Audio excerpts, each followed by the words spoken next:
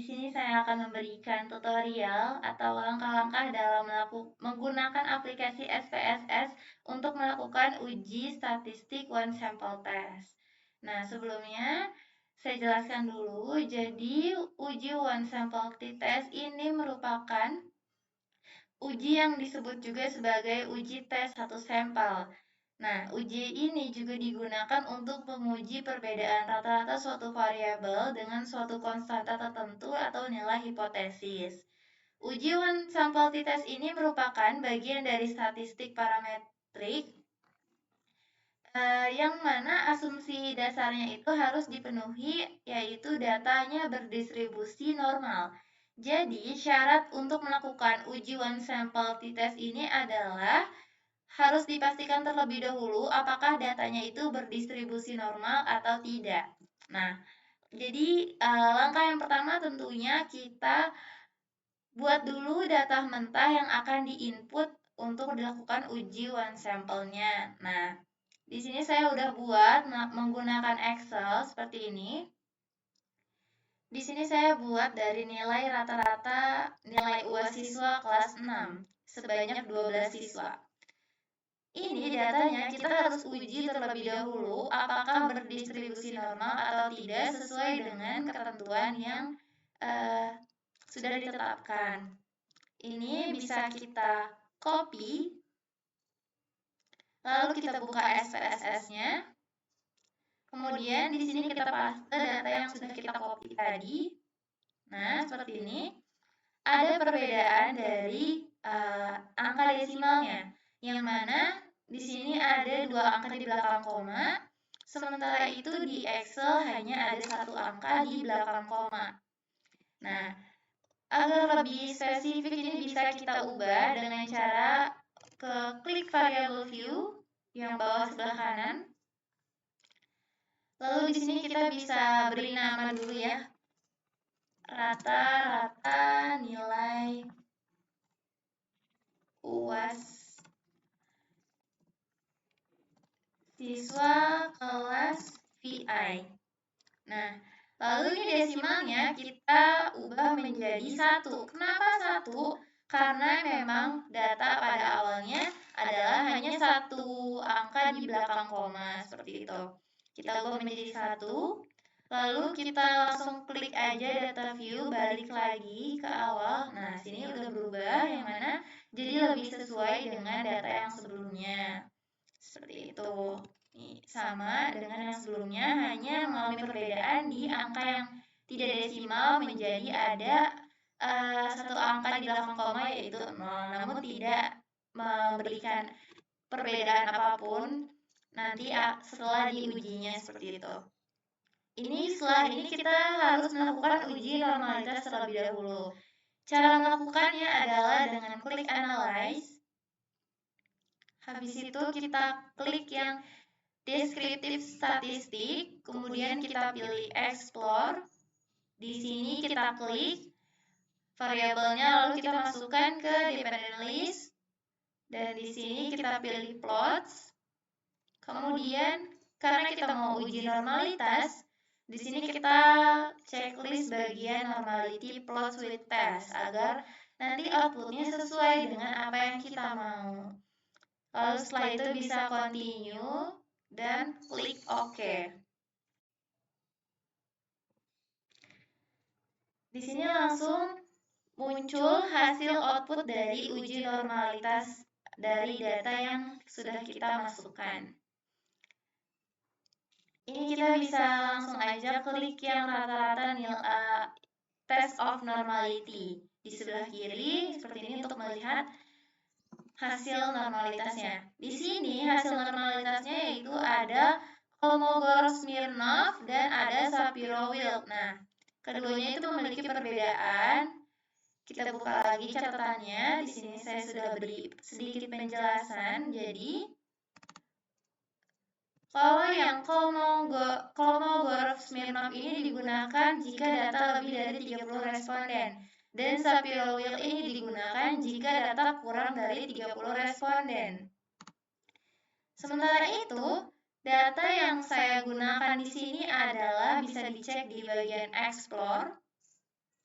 adalah berjumlah 12 siswa. Nilai UAS siswa kelas 6 berjumlah 12 siswa, yang mana 12 merupakan angka yang kurang dari 30 responden. Sehingga kita bisa melihat signifikansi dari yang Sapiro-Wheel karena data kita kurang dari 30 responden, seperti itu.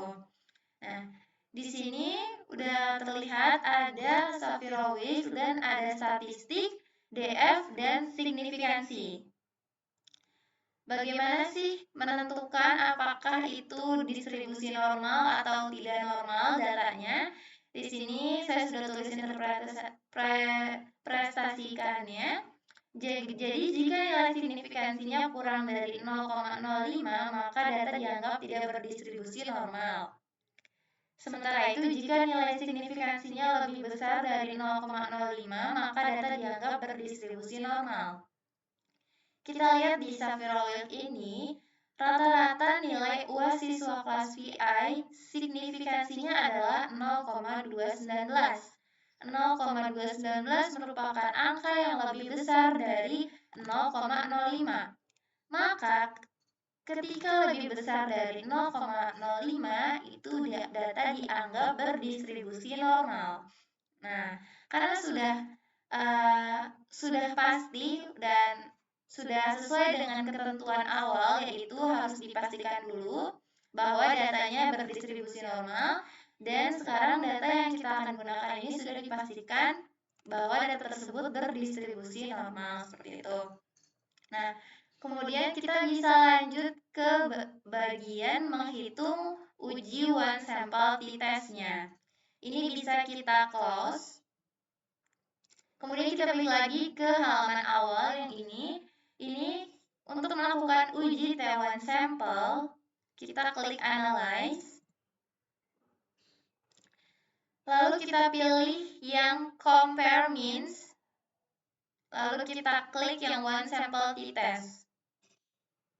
Nah, di sini seperti biasa kita masukkan lagi ke tes variabelnya, kemudian value-nya kita ubah menjadi 75. Kenapa 75?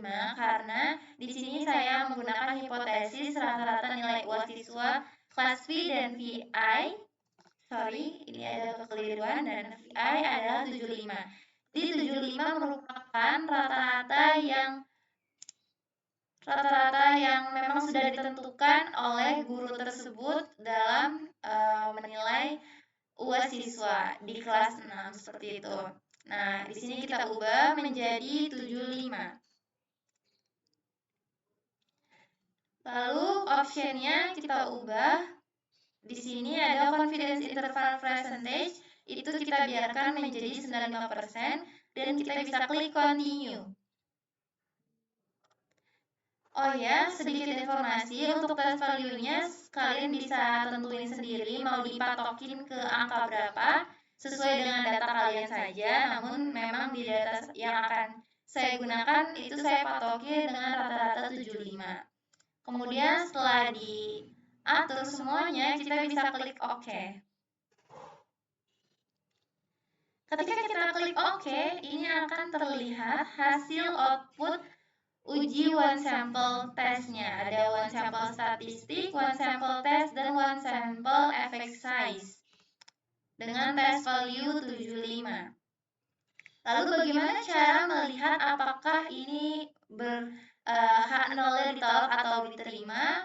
Di sini kita bisa buka lagi catatannya. Di sini. Jadi ini ada, saya sudah tulis pedoman dalam mengambil keputusan uji one sample test.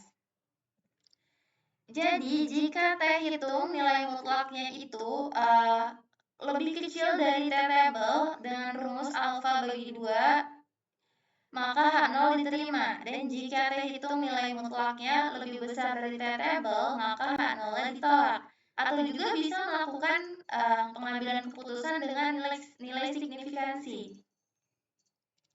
Yang mana jika nilai signifikansinya lebih besar dari A, maka H0 diterima.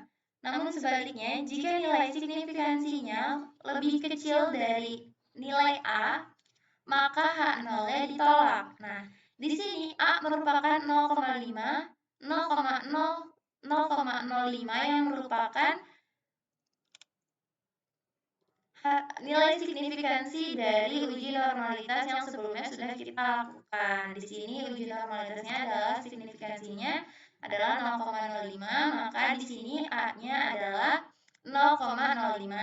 Namun karena sesuai rumus T-table adalah A dibagi 2, maka hasilnya yaitu A adalah 0,025. Nah, untuk DF-nya sendiri kita bisa lihat di tabel sini adalah 11. Nah, sementara itu untuk kita ketahui T-table-nya dengan DF 11 dan A000025 yaitu dengan cara membuka di Chrome. Di sini kalian bisa searching aja tabel T, titik presentasi distribusi T, lalu di scroll. Nah, di sini kita akan cari sesuai dengan data kita, yaitu dengan DF-nya 11 dan A-nya 0,025. Nah, di sini kita lihat 0,25 ada di sini dan 11 dengan 0,25 ada di sini. 2.20099.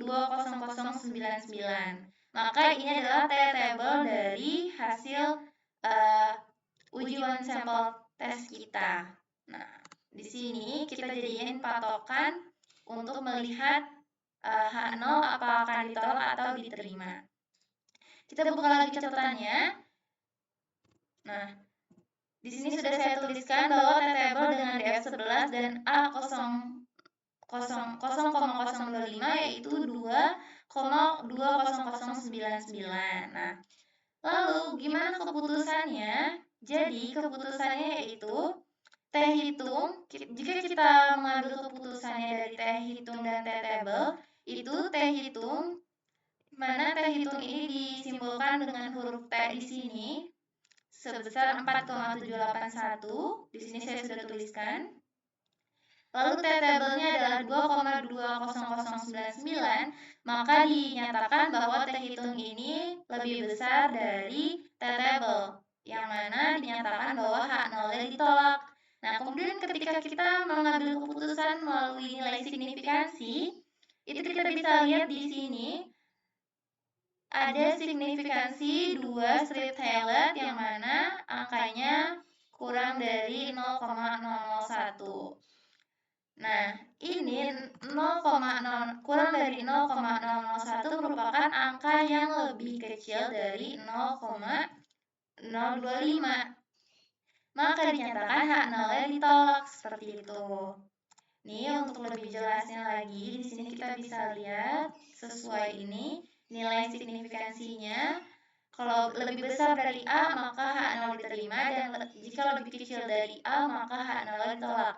Karena kita angkanya lebih kecil dari A yang merupakan 0,025, maka H0-nya dinyatakan ditolak. Nah, karena udah melakukan keputusan dan melalui T hitung T-table hasilnya ditolak dan nilai signifikansi pun hasilnya ditolak, kesimpulannya adalah rata-rata nilai UAS siswa kelas VI adalah 75, sehingga terdapat perbedaan rata-rata dari nilai UAS siswa kelas VI atau kelas 6.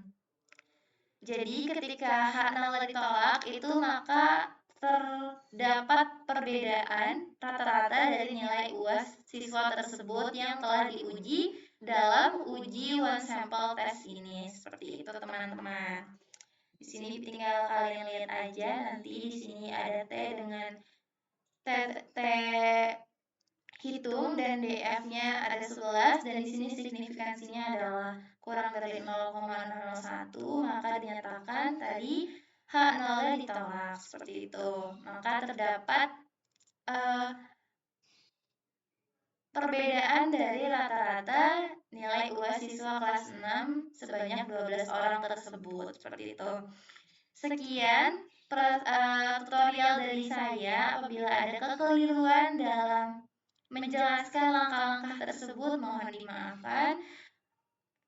Semoga dapat dimengerti oleh kalian semua dan bermanfaat bagi kalian semua dalam menambah ilmu pengetahuan. Sekian, terima kasih. Selamat pagi. Sampai berjumpa kembali.